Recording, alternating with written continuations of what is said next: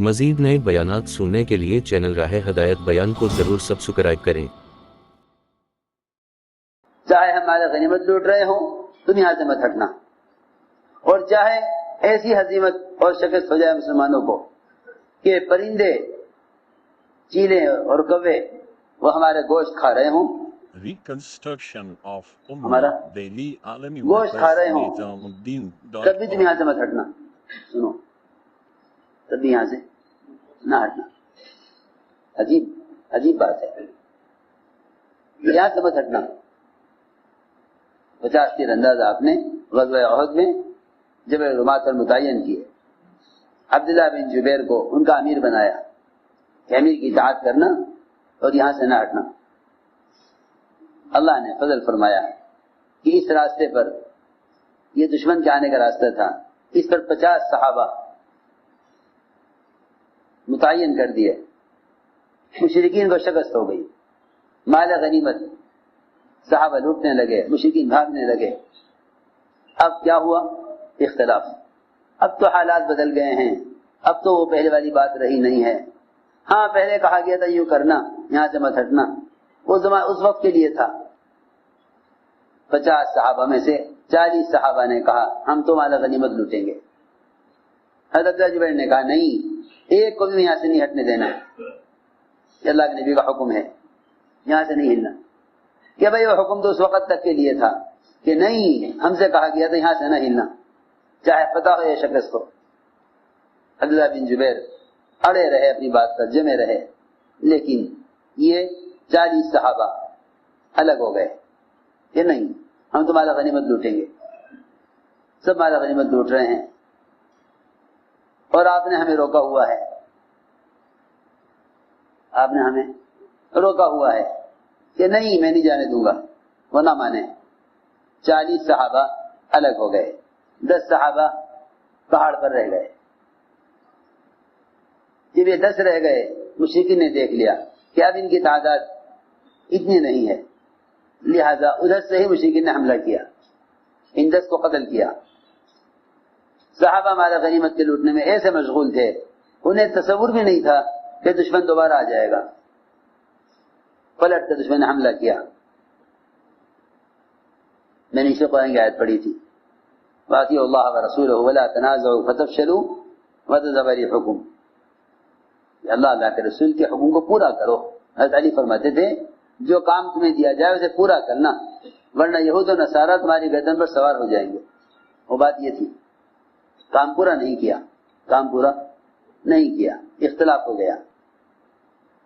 چنانچہ مشرکین نے آ کے حملہ کیا، ایسی گھمسان کی لڑائی کہ صحابہ نے صحابہ کو قتل کیا۔ یہ نہیں معلوم ہوتا تھا کہ کون اپنا ہے کون غیر ہے، کون اپنا ہے کون۔ صحابہ نے صحابہ کو قتل کیا۔ آپ صلی اللہ علیہ وسلم پر زخم آئے، اعلان ہو گیا عام کہ نعوذ باللہ آپ کو قتل کر دیا گیا۔ صحابہ ہمت ہار گئے، پیر اکھڑ گئے۔ یہ سارا کچھ صرف اس پر ہوا کہ چند 50 صحابہ کو خیال یہ ہوا کہ بھئی وہ حکم چھوڑو پہلے کے لیے تھا، اب نہیں ہے۔ اگر کسی ایک علاقے میں بھی چند لوگ وہاں کے ذمہ داروں کی اطاعت سے یہ کہہ کر ہٹ جائیں گے کہ یہ اصول اب نہیں پہلے کا تھا، یا ہم آپ کے ساتھ نہیں ہیں، تو یاد رکھنا کہ مسلمانوں کے ہاتھوں سے لاپتہ چھین کر غیروں کو دے دیں گے۔ اس سے سارے صحابہ نے نافرمانی نہیں کی، سارے صحابہ نے نافرمانی نہیں کی۔ صرف ایک چوکی جو چوکی لگائی گئی تھی کہاں؟ جبل رمات پر۔ تو میری بات توجہ سے نہیں سن رہے۔ جو چوکی لگائی گئی تھی جبل رمات پر، صرف ایک چوکی جبل رمات والی، ایک چوکی کے لوگوں نے اپنے امیر کی نافرمانی کی، ایک چوکی کے صحابہ نے اپنے امیر کی نافرمانی کی۔ یہ نہیں کہ بھائی فلاں علاقے میں نافرمانی ہوئی تو فلاں علاقے والوں کا نقصان ہوگا، نہیں، ایک علاقے والوں کی نافرمانی پر سارے مسلمانوں کا نقصان ہوا۔ حالانکہ صحابہ کی تعداد احد کے میدان میں صحابہ کی تعداد 700 تھی، یعنی 700 میں سے صرف 40 صحابہ، 700 میں سے صرف 40، 700 میں سے 40 صحابہ انہوں نے بھی رائے پر عمل کیا۔ 700 صحابہ میں سے 40 صحابہ نے کہا ہم آپ کی بات نہیں مانیں گے، اپنے ذمہ دار۔ اللہ نے ان 40 صحابہ کی نافرمانی پر پورے احد کے پورے میدان کو مشرکین کے ہاتھوں میں دے دی۔ 70 صحابہ شہید ہوئے، 70 صحابہ شہید ہوئے احد کے دن۔ آپ صلی اللہ علیہ وسلم کے چہرے پر سر میں زخم آئے، دانت ٹوٹا، سارے حالات صرف اس لیے ہوئے کہ تم نے نبی کے حکم کی نافرمانی کی ہے۔ آپ نے فرمایا تھا ہمیں شکست ہو یا فتح ہو، اگر پرندے ہمارے گوشت کھا رہے ہوں تب بھی تم یہاں سے مت ہٹنا، یہ فرمایا روایت میں۔ میں نے عرض کیا کہ اگر اطاعت نہیں ہے تو بنا بنایا میدان مسلمانوں کے ہاتھوں سے نکلے گا اور غیروں کے ہاتھوں میں جاوے گا۔ اس لیے کہتے ہیں کہ اپنی رائے پر نہ اڑو، جو حکم دیا گیا ہے اس کو پورا کرو، اپنی رائے پر اڑنا نہیں چاہیے، جو حکم ہے اس کو، جو حکم ہے پورا کرو، حالات کیسے بھی ہوں، حالات کیسے بھی، یوں مت کہو کہ بھئی یہ تو اس وقت کا اصول تھا جب میدان معلوم نہیں کس کے ہاتھ میں جائے گا، جب میدان اپنے ہاتھ میں آ گیا تو اب یہاں کہیں گے واسطے بیٹھے ہوئے ہو، ختم ہو گیا کام ختم ہو گیا، چلو کام ختم ہو گیا، اب چلو سب ہمارا غنیمت لوٹ رہے ہیں، ہمارے امیر صاحب اجازت ہی نہیں دے رہے ہمیں کہ ہم بھی کچھ نیچے اتر کر ہمارا غنیمت لوٹیں۔ دھیان سے سننا بات، جو اپنی رائے پر اڑے گا وہ اجتماعیت سے الگ ہو جائے گا، یہ رائے پر اڑے گا اجتماعیت سے الگ ہو جائے گا، اپنی رائے پر اڑنے والا اجتماعیت سے الگ ہو جائے گا، کیونکہ اس کی اپنی رائے دل میں باقی رہے گی تو اس کی قوت اور اس کی صلاحیت اجتماعی کام میں شریک نہیں ہوگی۔ حضور اکرم صلی اللہ علیہ وسلم نے میدان احد سے پہلے مشورہ کیا، غزوہ احد سے پہلے، کہ بھئی مشرکین کا مقابلہ کیسے کرنا چاہیے، آیا مدینے میں رہ کر کریں یا باہر نکل کے کریں، پھر مشورہ کیا، سب سے رائے دی، بڑے صحابہ کبار صحابہ کی رائے تھی کہ نہیں مدینے سے باہر نکل کے مقابلہ کریں، مدینے میں رہ کر نہیں، بزدلی کی بات ہے کہ مدینے میں رہ کر مقابلہ کریں، باہر نکلنا چاہیے۔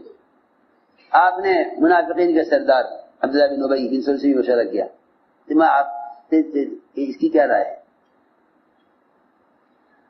منافقین کے سردار نے کہا کہ جب بھی کوئی ایسا حادثہ پیش آیا مدینے میں رہ کر ہی کامیابی ہوئی ہے، لہذا ہم مدینے میں رہ کر ہی مقابلہ کریں گے۔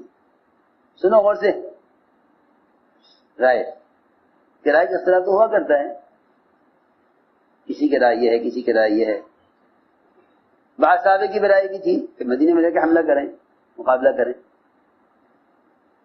لیکن حضور اکرم صلی اللہ علیہ وسلم اندر گھر میں داخل ہوئے اور آپ وہاں سے نکلے تو آپ سفر کی تیاری کر کے نکلے۔ جب آپ نے ارادہ نکلنے کا کر لیا تو سارے اختلافات ختم ہو گئے،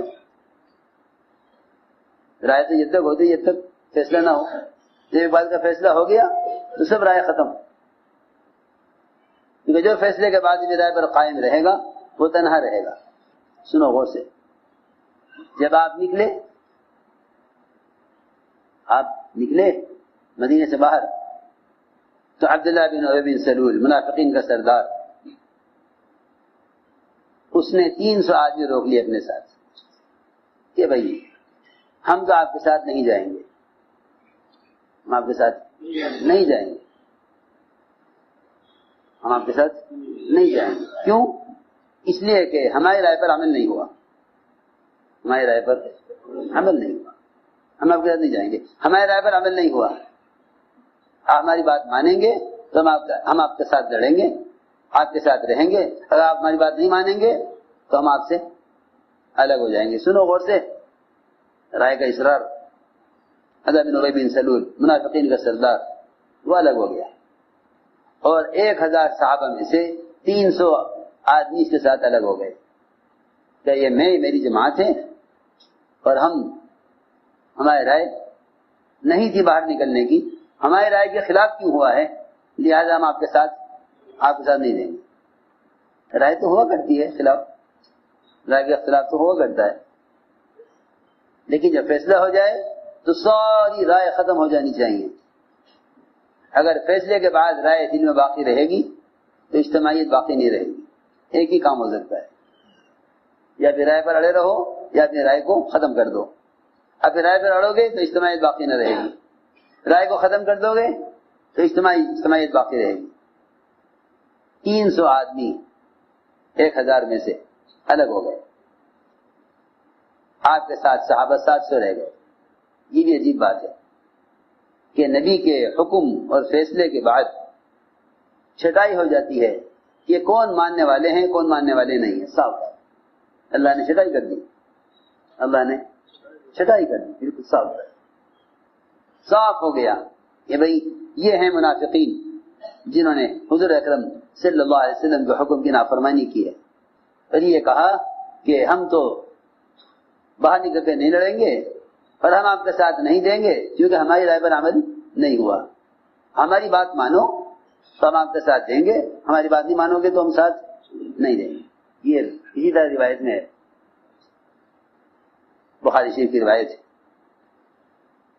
یہ 300 آدمیوں کو لے کے الگ مدینے میں ٹھہر گئے، صحابہ 700 رہ گئے، مشرکین کی تعداد 3000 تھی، مشرکین کی تعداد 3000، صحابہ 700۔ اللہ نے ان 700 کو بھی غالب کر دیا 3000 پر، بہت سخت یعنی مقابلہ ہوا مشرکین سے، بہت سخت مقابلہ ہوا مشرکین سے۔ لیکن وہی بات ہے، دیکھو میں تمہیں سچی بات بتاؤں، شکست اس پر نہ ہوئی کہ 300 آدمی ساتھ نہیں نکلے، شکست اس پر ہوئی کہ جو ساتھ نکلے تھے انہوں نے نافرمانی کی۔ یہ ہے سمجھنے کی بات۔ جو کام سے الگ ہو گئے، آپ کے ساتھ نکلے نہیں، ان کے تو الگ ہونے کا کوئی نقصان ہرگز نہیں ہوگا، صاف بات، ان کے الگ ہونے سے کوئی نقصان نہ ہوا۔ وہ 300 جو عبداللہ بن ابی کے ساتھ مدینے میں ٹھہر گئے اور نہیں نکلے، ان کے الگ ہونے سے صحابہ کی تعداد کے کم ہونے سے نقصان نہیں ہوا۔ اللہ نے 700 کو 3000 پر غالب کر دیا، لیکن جو ساتھ چلے گئے، جو ساتھ نکل گئے، جو ساتھ رہے، ان میں صرف 40 آدمیوں نے کہا کہ ہمارا اصول تو اب پہلے والا نہیں ہے، ہم تمہارا غنیمت لوٹیں گے۔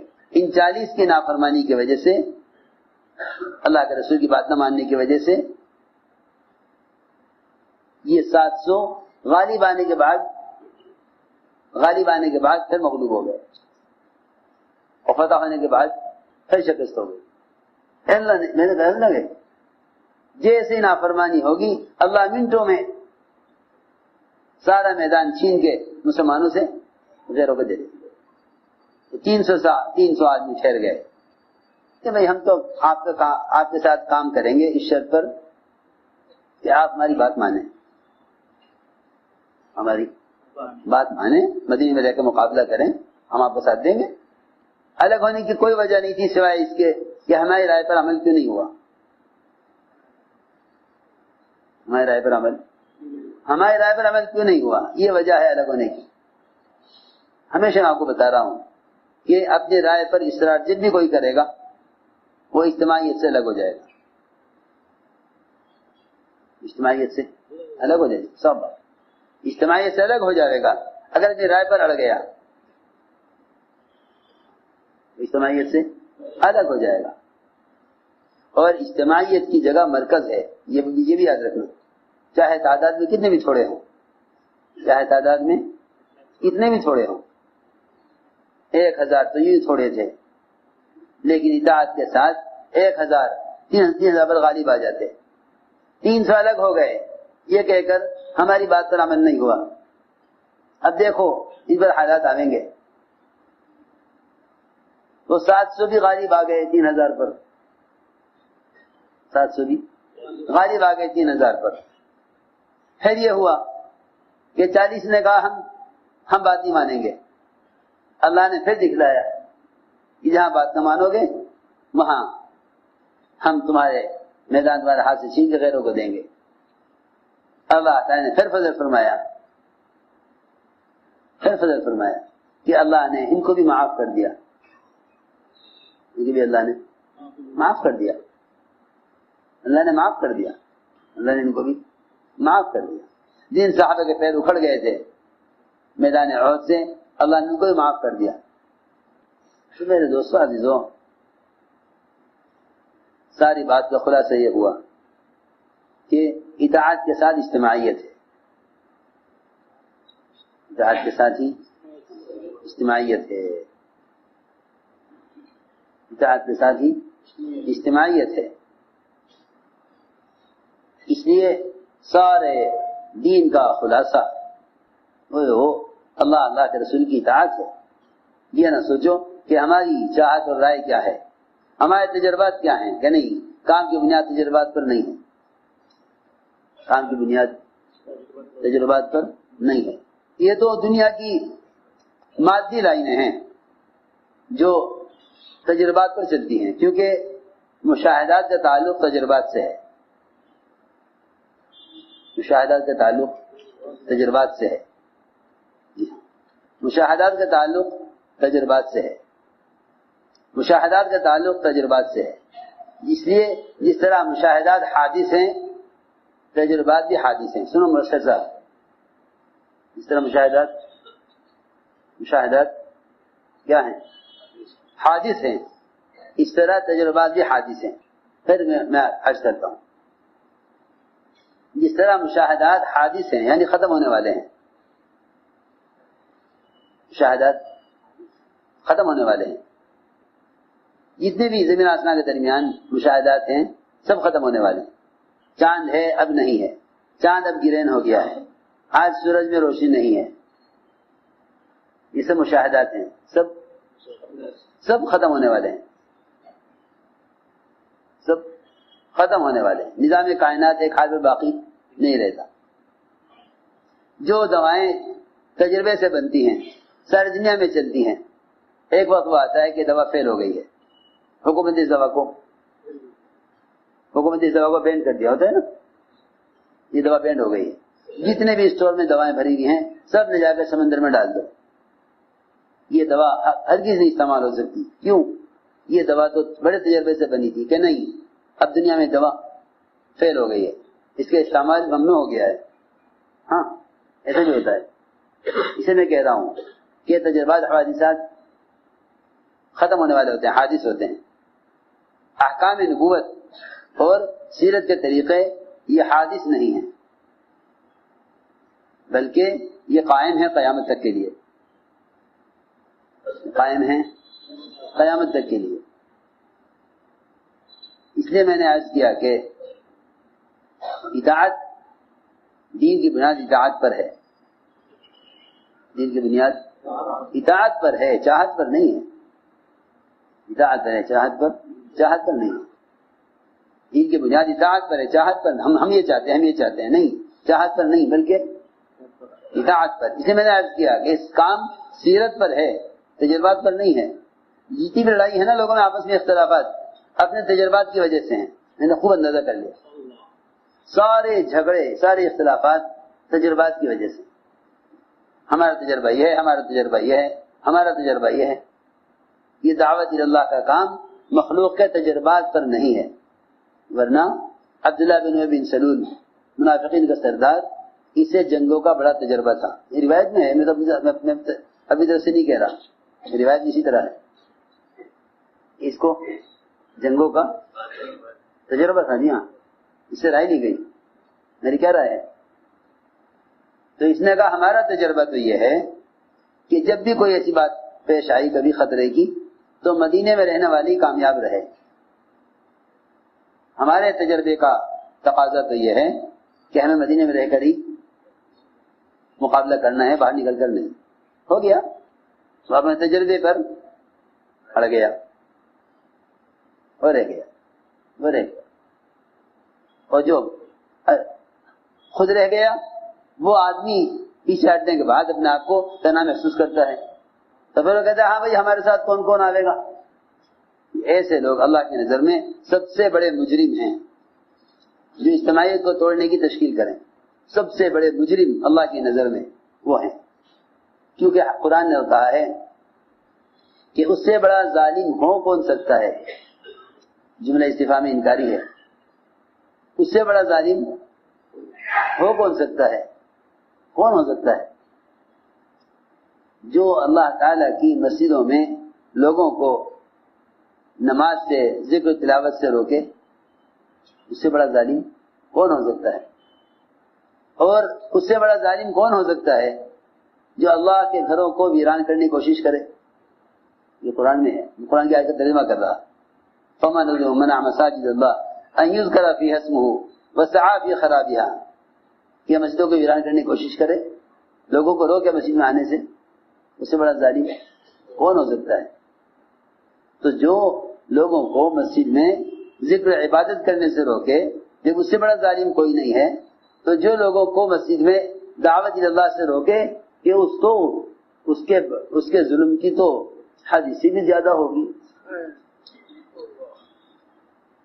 جب ذکر عبادت سے روکنے والا سب سے بڑا ظالم ہے, تو اگر کوئی دعوت سے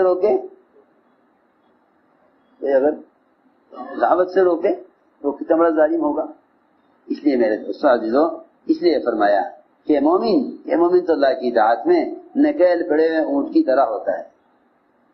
نکیل پڑے ہوئے اونٹ کہ جو کہو جس طرح کہو, جی ہاں, اس لیے فرمایا کہ مومن اللہ کی اطاعت میں نکیل پڑے ہوئے اونٹ کی طرح ہے. جہاں بٹھاؤ گے بیٹھ جائے گا, جہاں چلاؤ گے چلے گا. اس لیے میرے دوستوں عزیزوں, کام اطاعت پر ہے, کام اطاعت پر ہے. آپ ہمارے اے ابو ذر, تمہارا کیا ہوگا اس وقت جب مدینے کے عمرا تمہیں یہاں سے نکالیں گے؟ کہا کہ میں ملک شام چلا جاؤں گا, وہاں رہوں گا. تمہارے ملک شام کے وہاں کے ذمہ دار عمرا تمہیں وہاں تنگ کریں گے, پھر کیا کرو گے؟ کہ پھر مدینے آ جاؤں گا, یہاں گھر بنا کے رہوں گا. فرمایا اے ابو ذر, یہ تو بتاؤ جب مدینے والے تمہیں دوبارہ تنگ کریں گے, تمہیں نکالیں گے, پھر کیا کرو گے؟ کہ پھر ہم ان کا مقابلہ کروں گا, پھر میں ان کا مقابلہ کروں. فرمایا نہیں ابو ذر, ایسا نہ کر.